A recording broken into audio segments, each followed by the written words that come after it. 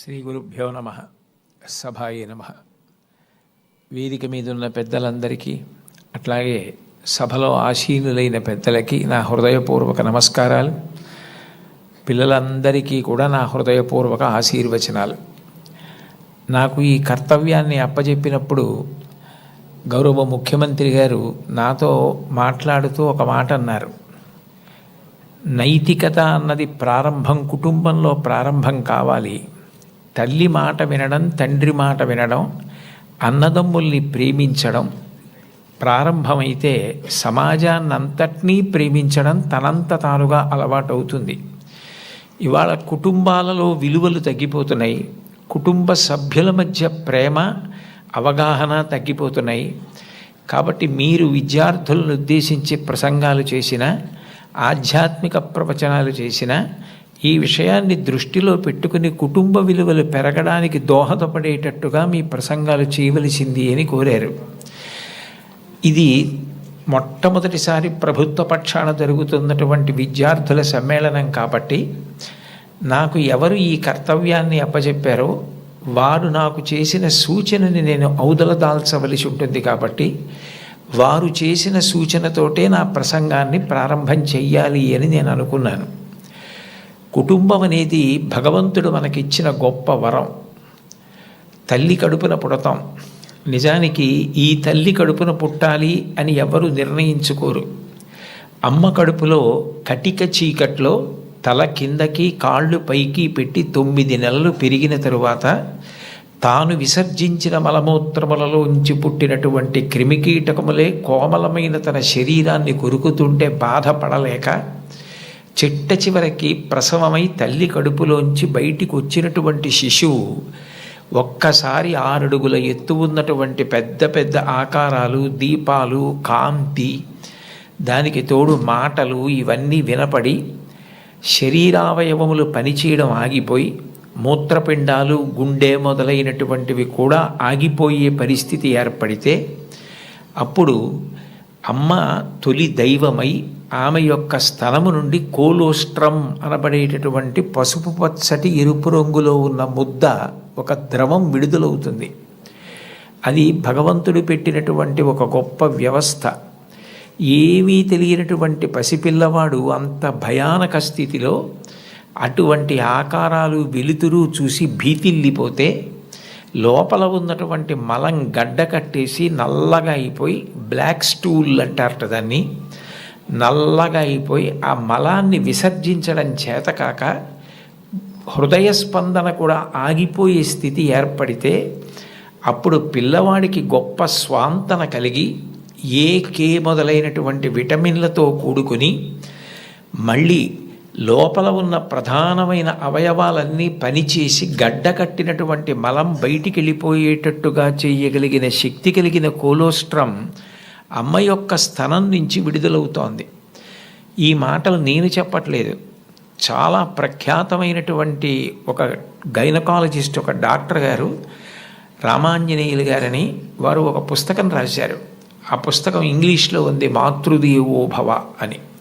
ఆ పుస్తకంలో ఆయన వైద్యశాస్త్రాన్ని స్త్రీకి అన్వయం చేసి అసలు స్త్రీ అన్న ప్రాణి లేకపోతే ఈ సృష్టి లేదు, ఒకవేళ సృష్టి జరిగినా నిలబడే అవకాశం లేదు. తండ్రి కోట్లకు పడగలెత్తినవాడు కావచ్చు, గొప్ప అధికారి కావచ్చు, కానీ పుట్టినటువంటి పసిబిడ్డ ఆకలితో ఏడుస్తుంటే ఆ పసిబిడ్డకి పాలు పట్టగలిగినటువంటి శక్తి అమ్మకొక్కదానికే ఉంటుంది. నేను ఈ బిడ్డని రక్షించుకోవాలి అన్న తాపత్రయం, ఆ తిరుగులేని ప్రేమ అమ్మకి మాత్రమే ఉంటుంది. అది కేవలం మనిషిలో కాదు.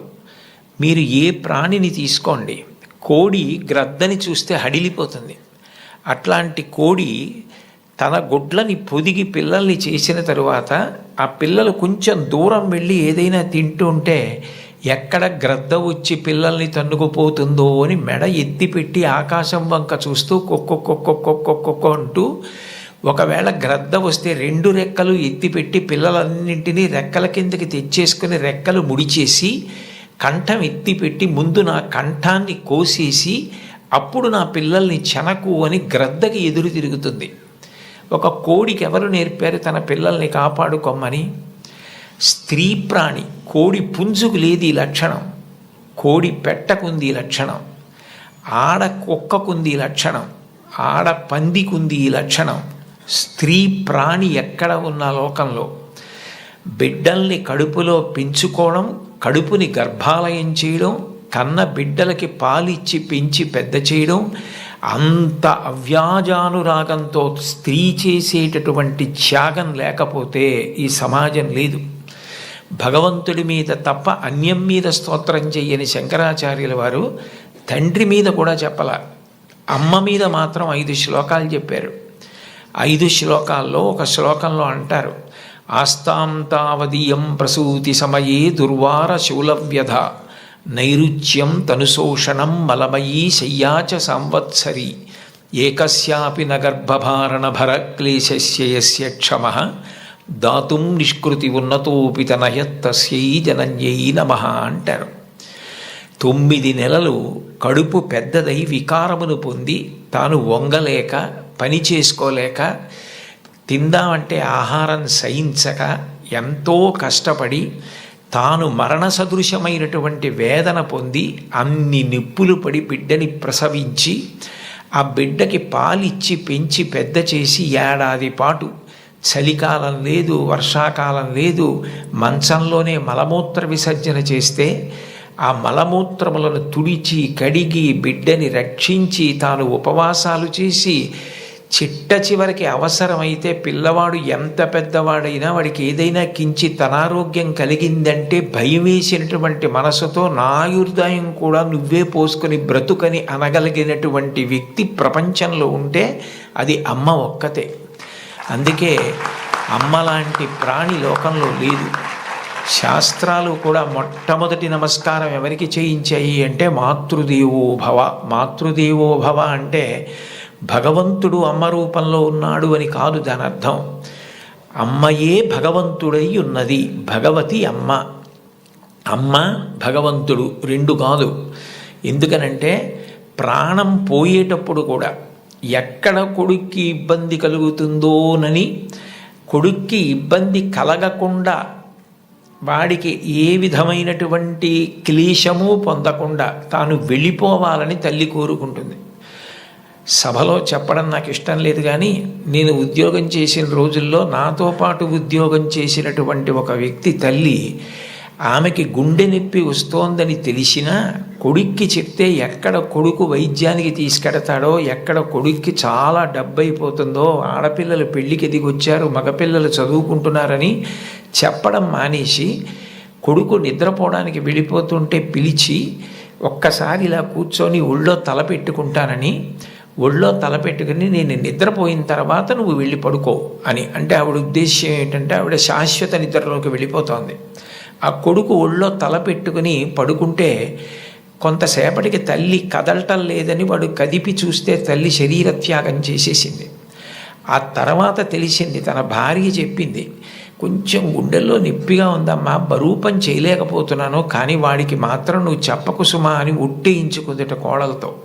అది తల్లి అంటే. అమ్మ అంటే అంతటి ప్రేమైకమూర్తి. అమ్మ లాంటి వ్యక్తి జీవితంలో ఇక దొరకదు.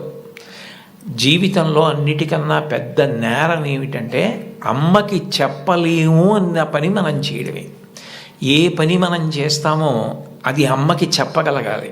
మీరు ఏ పని చెయ్యండి, ఇది అమ్మకి నేను చెప్పలేను అన్న పని మీరు జీవితంలో ఎప్పుడూ చెయ్యకూడదు. భగవంతుడెంతో అమ్మ అంతే.